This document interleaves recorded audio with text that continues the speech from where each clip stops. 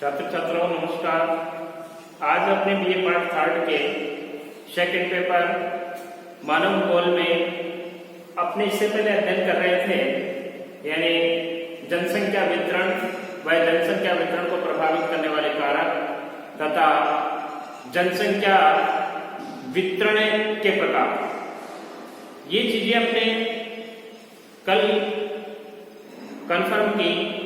अब इसके बाद में अपना जो टॉपिक है वो है जनसंख्या यानी पॉपुलेशन डेंसिटी यानी जनसंख्या घनत्व। तो जो जनसंख्या घनत्व है, जनसंख्या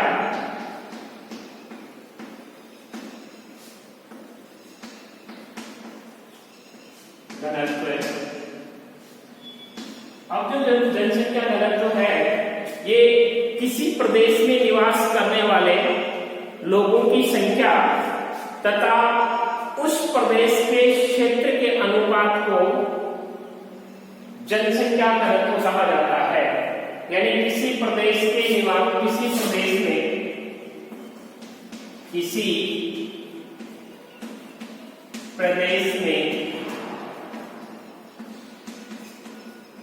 निवास करने वाले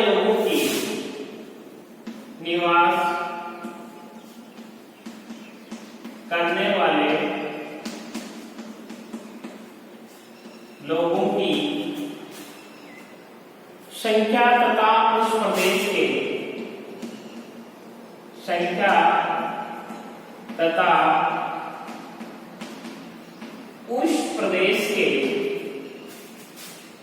क्षेत्रफल के अनुपात को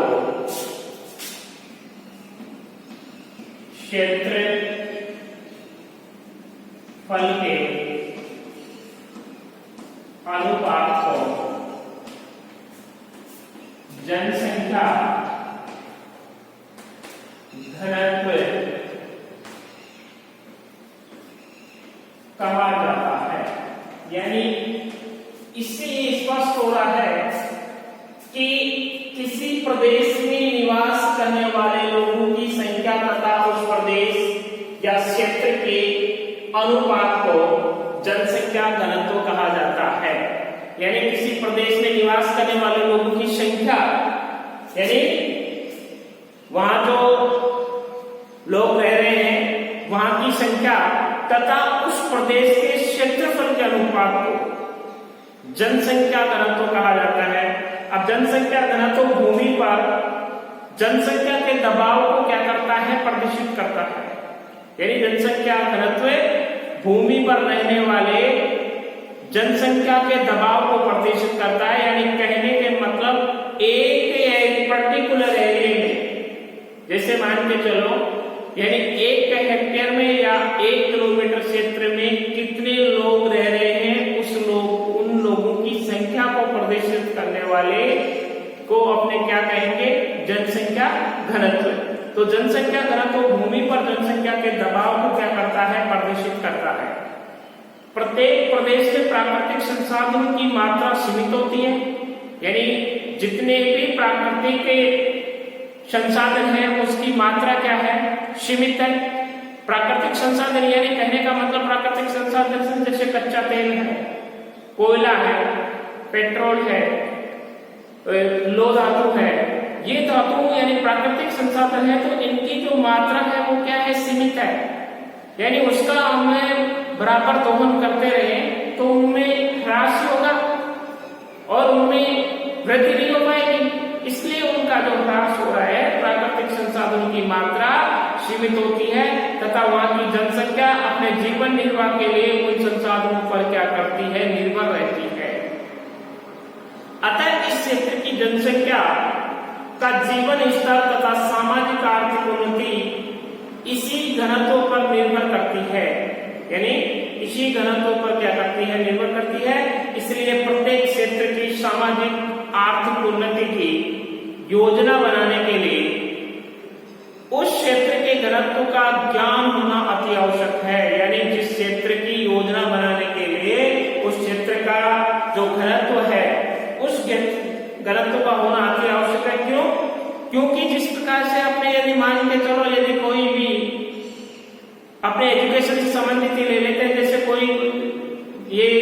माध्यमिक शिक्षा बोर्ड से एनओसी लेता है स्कूल खोलने की, तो सबसे पहले उसको समिति बनानी पड़ती है। समिति के पश्चात वो वहाँ की लोकेशन के अकॉर्डिंग वहाँ की जनसंख्या को माध्यम बना के वहाँ पेश करता है कि इस क्षेत्र में इतनी जनसंख्या है, इसके आसपास कोई दूसरी माध्यमिक शिक्षक माध्यमिक स्कूल नहीं है, तो ये मेरे को एनओसी दी जाए। इसी प्रकार यानी वो कैलकुलेशन देखा जाता है कि पर्टिकुलर एरिया में कितने लोग रह रहे हैं और उन लोगों के बीच में कितने संसाधन हैं और वो संसाधनों की पूर्ति कर रहे हैं या नहीं कर रहे हैं, उनको ध्यान में रखा जाता है। अब सामाजिक आर्थिक उन्नति की जो योजनाएं हैं, उस योजना को क्षेत्र को ज्ञान करने के अध्ययन को ही घनत्व कहा जाता है। अब जनसंख्या घनत्व के प्रकार, तो जनसंख्या घनत्व के मुख्य 5 प्रकार होते हैं। जनसंख्या घनत्व के प्रकार, जनसंख्या घनत्व के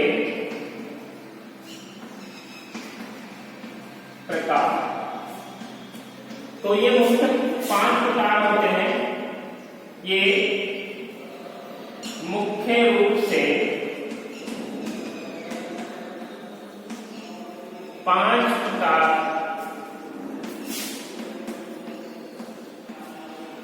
के होते हैं। 5 प्रकार में मुख्य है अंकगणितीय घनत्व, यानी पहला फर्स्ट अंक गणितीय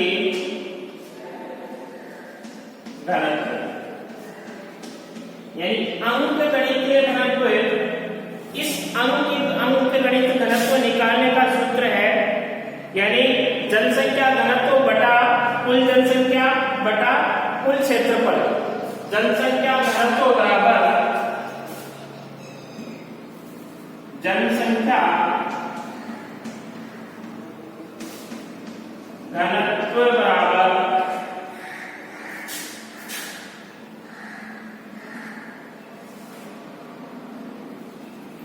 जनसंख्या घनत्व बराबर कुल जनसंख्या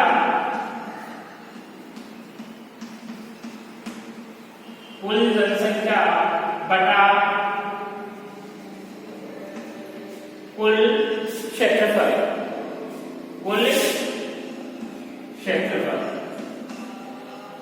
यानी जनसंख्या घनत्व निकालने के लिए सबसे पहले कुल जनसंख्या में कुल क्षेत्रफल का यदि अपने भाग दे देंगे तो उसमें से क्या निकल के आ जाएगा, जनसंख्या घनत्व। यानी कहने का मतलब, जैसे मान के चलो अपने ग्राम अजपुरा है, इस ग्राम अजपुरा की जनसंख्या 10,000 है, इसकी जनसंख्या कितनी है, 10,000 मान लेते हैं, और इसका क्षेत्रफल है 500। इसका क्या है, क्षेत्रफल है, तो इसको इससे काट दो तो 5 दूनी 10, यानी 1 किलोमीटर क्षेत्र में कितने लोग रह रहे हैं, 1 किलोमीटर प्रति वर्ग क्षेत्र में कितने लोग रह रहे हैं, 200 लोग रह रहे हैं। तो इससे क्या निकल रहा है, यानी कुल जनसंख्या में कुल क्षेत्रफल का यदि अपने भाग देते हैं तो उसमें से जनसंख्या घनत्व निकल के बाहर आता है। तो जो अंकगणितीय घनत्व है, इसमें किसी क्षेत्र के कुल क्षेत्रफल व कुल जनसंख्या का अनुपात अंकगणितीय घनत्व कहलाता है। यानी किसी क्षेत्र के कुल क्षेत्रफल व कुल जनसंख्या का अनुपात अंकगणितीय घनत्व कहलाता है। इसके द्वारा प्रति इकाई क्षेत्र में रहने वाले लोगों की औसत संख्या का बोध होता है। जो ये स्पष्ट है, ये औसत संख्या में इसकी संख्याओं का क्या हो रहा है, अपने को ज्ञान प्राप्त हो रहा है, इसलिए ये अपने को ज्ञान प्राप्त हो रहा है। प्रति वर्ग किलोमीटर क्षेत्र में, यानी एक प्रति वर्ग किलोमीटर क्षेत्र में कितने व्यक्ति रह रहे हैं, तो वो 200 व्यक्ति रह रहे हैं। यानी जनसंख्या के अकॉर्डिंग जनसंख्या में अपने कुल क्षेत्रफल का भाग दे देते हैं, तो उससे ये चीजें निकल के आती है। अब इस घनत्व का सबसे बड़ा दोष किसी क्षेत्र के जंगलों, पहाड़ों,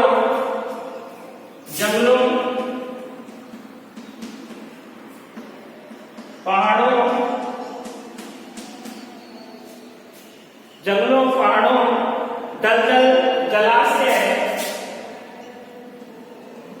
दलदल जलाशय व रेगिस्तान,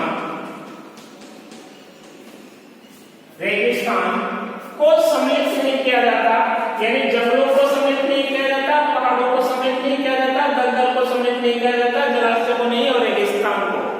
इन तीन चीजों को इसमें इस घनत्व का सबसे बड़ा दोष किसी क्षेत्र के जंगलों, पहाड़ों, दलदल, जलाशय, रेगिस्तान आदि में भी जनसंख्या निवास मान लिया जाता है। यानी इनका जो पर्टिकुलर जो एरिया है उस एरिया को भी इसमें जोड़ा जाता है। इसलिए जो निकल के आ रहा है, कुल घनत्व निकल के आ रहा है वो क्या है, त्रुटिपूर्ण है। क्योंकि जंगलों में जनसंख्या जैसे समतल क्षेत्र में रहती है वैसे नहीं रहती, पहाड़ों में विचित्राई रहती है, दलदल में कोई जनसंख्या रहती नहीं है, जलाशय में कोई जनसंख्या नहीं रहती, रेगिस्तान में फिर भी एक दो स्थान पे जनसंख्या रहती है। इसलिए ये क्या है, जो सूत्र है यानी कुल जनसंख्या घनत्व निकालने का, कुल जनसंख्या बटा कुल क्षेत्रफल, तो उसमें से इनको अलग नहीं किया गया, इसलिए ये क्या है, त्रुटिपूर्ण है। इसमें क्या है, व्यवधान है। अब है दूसरा है कायिक अथवा पोषक घनत्व, कायिक अथवा पोषक घनत्व, कायिक अथवा पोषक घनत्व। अब जो कायिक अथवा पोषक घनत्व है, ये कायिक घनत्व में कायिक घनत्व कुल जनसंख्या बटा कुल कृषि क्षेत्रफल, इसमें बराबर भागों में कुल जनसंख्या बटा कुल कृषि क्षेत्र, कुल कृषि क्षेत्र।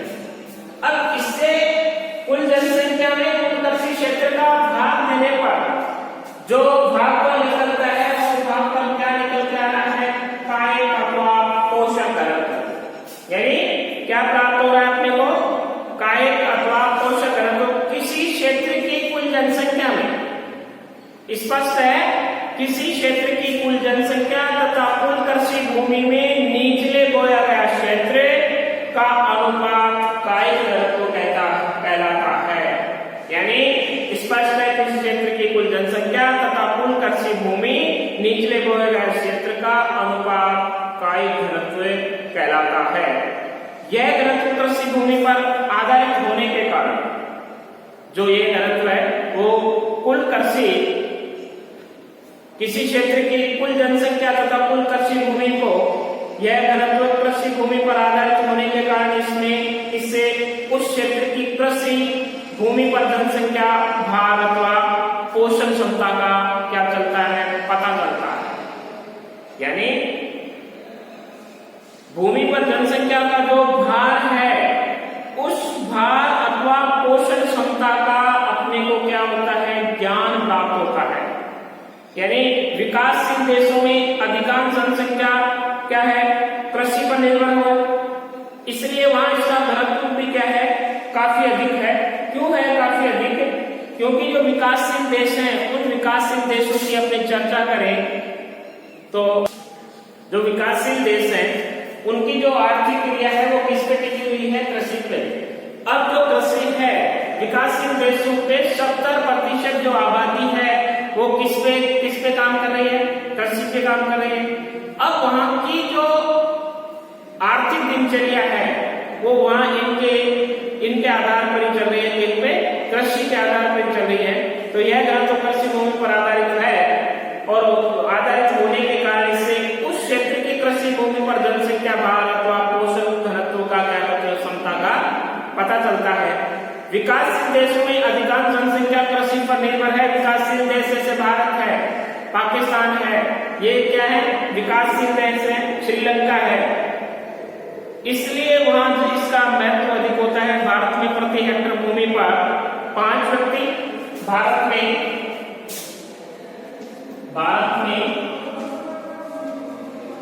प्रति हेक्टेयर भूमि पर 5 व्यक्ति, प्रति हेक्टेयर भूमि पर 5 व्यक्ति, चीन में 12 व्यक्ति, चीन में 12 व्यक्ति, चीन में 12 व्यक्ति व यूएसए में 1.5 व्यक्ति आश्रित हैं, यूएसए में 1.5 व्यक्ति आश्रित हैं। यानी कहने का मतलब स्पष्ट इसी से जाहिर हो रहा है कि भारत में प्रति हेक्टेयर भूमि पर कितने व्यक्ति, 5 व्यक्ति आधारित हैं और चीन में 12 व्यक्ति, यानी भारत से ज्यादा 12 व्यक्ति क्या है, कृषि पर आधारित है। और यूएसए में, संयुक्त राज्य अमेरिका में 1.5 व्यक्ति आश्रित है किस पे, कृषि पे। अब इसी से स्पष्ट पता चलता है कि कौन सा देश विकसित देश है तथा कौन सा विकासशील देश है। तो विकसित देशों की श्रेणी में एक यूएस से आया है, क्योंकि यूएसए का केवल 1.5 व्यक्ति किस पे है, कृषि पर आधारित है, बाकी सारे क्या कर रहे हैं, अपना स्वयं का काम करते हैं। अब इसमें जो कृषि घनत्व है, तीसरा है कृषि घनत्व, तीसरा टॉपिक है वो है कृषि घनत्व। कृषि घनत्व में कृषि कार्य में संलग्न कुल जनसंख्या बटा कृषि का क्षेत्रफल, कृषि कार्यों में संलग्न कुल जनसंख्या बटा कृषि कार्य में संलग्न कुल जनसंख्या, कृषि कार्यों में संलग्न कुल जनसंख्या, कृषि कार्यों में संलग्न कुल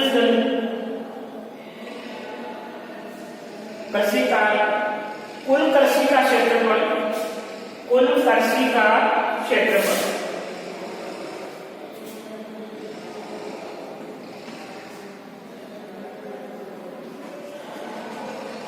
कुल कृषि का क्षेत्रफल। इससे से क्या निकल रहा है, कृषि घनत्व निकल रहा है, यानी कृषि कार्यों में संलग्न कुल जनसंख्या बटा कुल कृषि का क्षेत्रफल, यानी कुल कृषि का भाग दे दो कुल कार्यों में लगी हुई जो जनसंख्या है उसमें, तो अपने पास निकल के आ जाएगा कृषि घनत्व। कृषि घनत्व यह कायिक घनत्व का ही एक परिष्कृत रूप है, यानी इसका परिष्कृत रूप है जो कुल कृषि योग्य भूमि और कृषि कार्यों में संलग्न जनसंख्या के अनुपात को क्या करता है, प्रदर्शित करता है।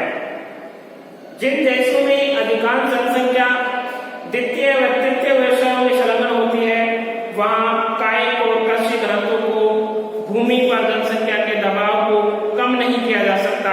अतः ऐसे क्षेत्रों में आर्थिक घनत्व की गणना की जा सकती है, आर्थिक घनत्व की गणना की जा सकती है। अब है फोर्थ है कायिक घनत्व या आर्थिक घनत्व। फोर्थ है आर्थिक घनत्व, आर्थिक घनत्व। आर्थिक घनत्व में सीधा सा कुल जनसंख्या बटा देश के समस्त साधनों का योग, कुल जनसंख्या बटा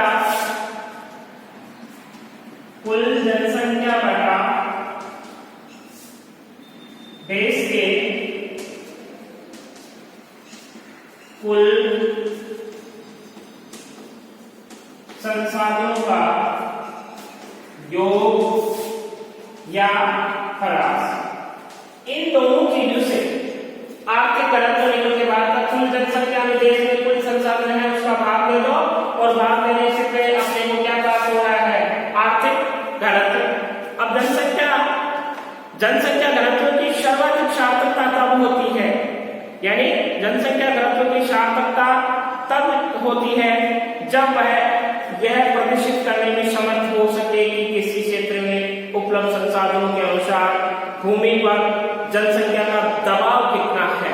यानी भूमि पर जनसंख्या कितनी है, जैसे मान के चलो जो मेगा शहर है यानी मेगापोलिस शहर है जहाँ जनसंख्या काफी है, जिसको आपने बोले महानगर, तो महानगर है तो महानगरों में जनसंख्या का क्या रहता है, काफी दबाव रहता है क्योंकि जनसंख्या काफी रहती है, वहां के लोग यानी वहां काफी संघनन क्षेत्र में बसे हुए हैं और लोगों को रहने के लिए जगह भी नहीं मिल पाती, इसलिए उस क्षेत्र को क्या कहा जाता है, आर्थिक घनत्व के आधार पर।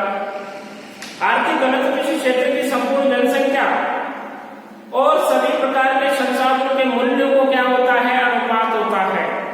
यानी आर्थिक घनत्व किसी क्षेत्र की संपूर्ण जनसंख्या और सभी प्रकार के संसाधनों के मूल्यों का क्या होता है, अनुपात होता है। साइमन ने आर्थिक घनत्व की गणना के लिए जनसंख्या और आर्थिक उत्पादन के अलग अलग सूचकांक तैयार करने की सलाह दी। यानी साइमन आर्थिक सलाहकार बोर्ड के अध्यक्ष थे, उन्होंने ये सलाह दी कि आर्थिक घनत्व बराबर जनसंख्या का सूचकांक बटा उत्पादन का सूचकांक इक्वल टू 100। यानी आर्थिक घनत्व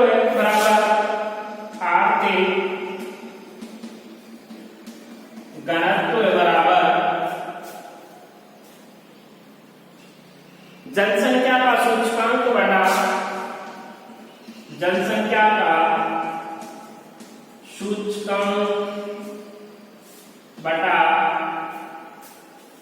उत्पादन का सूचकांक, उत्पादन का सूचकांक इक्वल टू 100। यानी जनसंख्या का जो सूचकांक है उसको उत्पादन सूचकांक का भाग दे दो और भाग देके उसको 100 से गुणा कर दो, उससे क्या निकल जाएगा, आर्थिक घनत्व। अब जो आर्थिक घनत्व है, आर्थिक घनत्व यानी साइमन ने आर्थिक घनत्व की गणना के लिए जनसंख्या और आर्थिक उत्पादन के अलग अलग सूचकांक तैयार करने की सलाह दी थी, जो बिल्कुल सार्थक थी। और इसमें जो लास्ट स्टेप है वो है पोषण घनत्व, यानी 5वां पोषण घनत्व।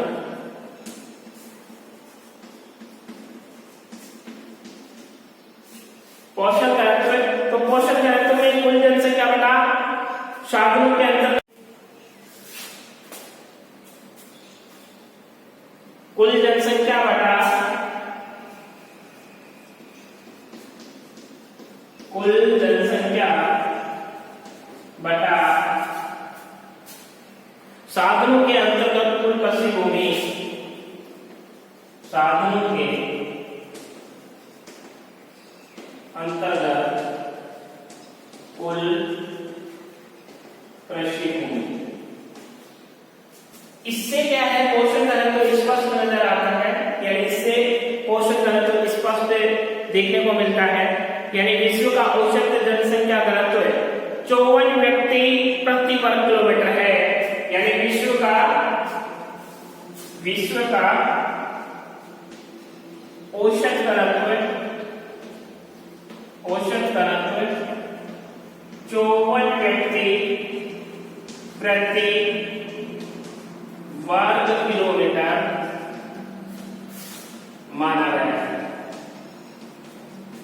माना गया है, जो बिल्कुल परफेक्ट है। अब इसके बाद में अधिकतम जनसंख्या घनत्व वाले देश, तो अधिकतम जनसंख्या घनत्व वाले देशों में मक्काऊ जो विशेष प्रशासनिक क्षेत्र, चीन भी इसमें क्या है, सम्मिलित है, जिसका घनत्व है 19,848। उसके बाद में मोनाको 17,714। उसके बाद में सिंगापुर का 7,405। हांगकांग विशेष प्रशासनिक क्षेत्र, इसमें भी चीन इंक्लूड है, जिसका 6,789। और बहरीन 17,782। ये क्या विश्व का अधिकतम जनसंख्या घनत्व वाले देश हैं, जिसमें पहले नंबर पे कौन सा है, मकाऊ, मोनाको, सिंगापुर, हांगकांग व बहरीन। न्यूनतम जनसंख्या घनत्व की अपने बात करें तो न्यूनतम जनसंख्या घनत्व वाले देश है मंगोलिया, जहां मंगोलिया का क्या है, मरुस्थल है, तो मरुस्थलीय क्षेत्र में जनसंख्या काफी कम होती है। क्यों? क्योंकि वहां मनुष्य के अनुकूल वहां उनको क्या परिस्थितियां नहीं मिल पाती, क्लाइमेट नहीं मिल पाता, इसलिए वहां के लोग वहां नहीं बस पाते। मंगोलिया के बाद में है Namibia, Suriname, Australia, Guyana, Libya, Canada, Gabon, Kazakhstan. ये बड़े देशों में सर्वाधिक जनसंख्या घनत्व वाला देश, सबसे ज्यादा सर्वाधिक जनसंख्या घनत्व वाला देश बांग्लादेश है। कौन सा है?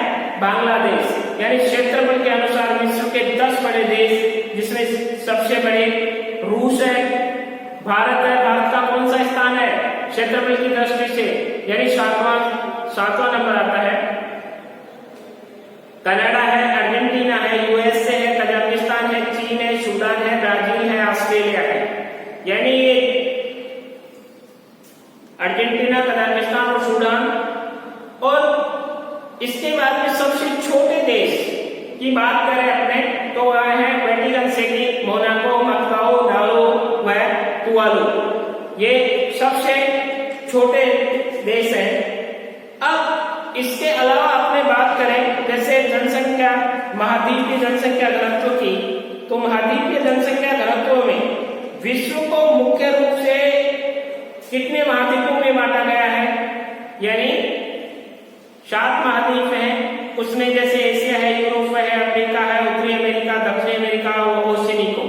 यानी ऑस्ट्रेलिया को इसमें जोड़ दिया गया है, इसलिए 6 है, वैसे 7 महाद्वीप होते हैं। जनसंख्या घनत्व का विश्व वितरण देखें हमने तो जनसंख्या का विश्व वितरण, जनसंख्या घनत्व का विश्व वितरण, जनसंख्या घनत्व का विश्व वितरण। तो जनसंख्या घनत्व का विश्व वितरण में उच्च घनत्व वाले क्षेत्र, पहला है उच्च घनत्व वाला, फिर है मध्यम घनत्व वाला, फिर है कम घनत्व वाला और फिर है निर्जन क्षेत्र यानी आवासीय क्षेत्र जहां बिल्कुल भी मानव जाति नहीं रहती। तो पहले अपने बात करते हैं उच्च घनत्व वाले क्षेत्र। वे क्षेत्र जहां जनसंख्या घनत्व 100 व्यक्ति प्रति वर्ग किलोमीटर से अधिक पाया जाता है, वो क्षेत्र किसमें आता है? उच्च घनत्व वाला। अब इसके अंतर्गत अपने बात करें, यानी इसके अंतर्गत विश्व के 3 प्रमुख जन समूह को सम्मिलित किया जाता है। वो 3 समूह हैं दक्षिणी एवं पूर्वी एशिया, दक्षिणी एवं पूर्वी एशिया। अब दक्षिणी एवं पूर्वी एशिया की बात करें तो दक्षिणी एवं पूर्वी एशिया में जनसंख्या वितरण भी सर्वाधिक था। जहां पर जनसंख्या वितरण अधिक है वहां जनसंख्या घनत्व भी क्या होगा? अधिक ही होगा। इसके बाद में सेकंड है उत्तर पश्चिम यूरोप, उत्तरी पूर्वी अमेरिका, एशियाई देशों में चीन, भारत, जापान, बांग्लादेश में मानसूनी जलवायु, पर्याप्त वर्षा, समतल व उर्वरक मिट्टी तथा यातायात और सिंचाई की सुविधाओं के कारण जनसंख्या घनत्व अधिक मिलता है। यानी कहने का मतलब जो एशियाई देश हैं उन एशियाई देशों में जैसे चीन है, भारत है, बांग्लादेश है, यहाँ एक तो क्या है मानसूनी जलवायु पाई जाती है, वर्षा होती है, समतल क्षेत्र है, उर्वरक मिट्टी पाई जाती है तथा यातायात और सिंचाई की अच्छी सुविधा है। इसी के कारण यहाँ जनसंख्या घनत्व काफी अधिक पाया जाता है।